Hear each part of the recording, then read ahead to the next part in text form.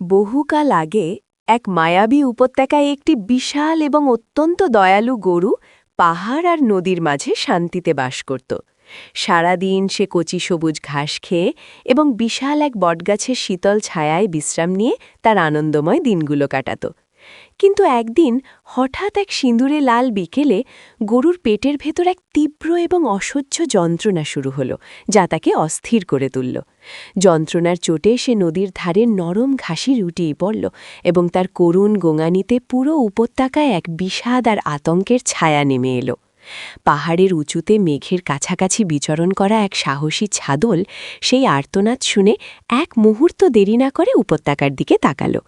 প্রকৃতির ওষুধি গাছপালা সম্পর্কে অগাধ জ্ঞানের অধিকারী সেই ছাগলটি বুঝতে পারল যে পাহাড়ের চূড়ার এক দুর্লভ পাতাই পারে এই বন্ধকে বাঁচাতে।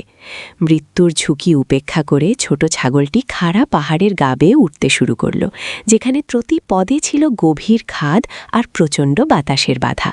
অবশেষে সন্ধ্যার অন্ধকারে সেই জাদুকরী ওষুধি লতাটি সে খুঁজে পেল এবং পরম যত্নে পাতাগুলো মুখে করে নিয়ে ঝড়ের বেগে নিচে নেমে এলো। যখন সে উপত্যকায় পৌঁছাল, গরুর অবস্থা তখন প্রায় সংকটাপন্ন, কিন্তু ছাগলের মমতা মাখানো সেই পাতাগুলো মুখে দিতেই যেন ম্যাজিক শুরু হলো।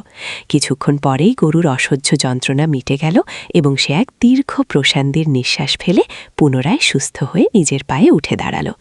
এই অসীম সাহসিকতা আর অকৃত্রিম বন্ধুত্বের গল্প সারা উপত্যকায় এক অমর শিক্ষা হয়ে রইল যে বিপদের বন্ধুই প্রকৃত বন্ধু।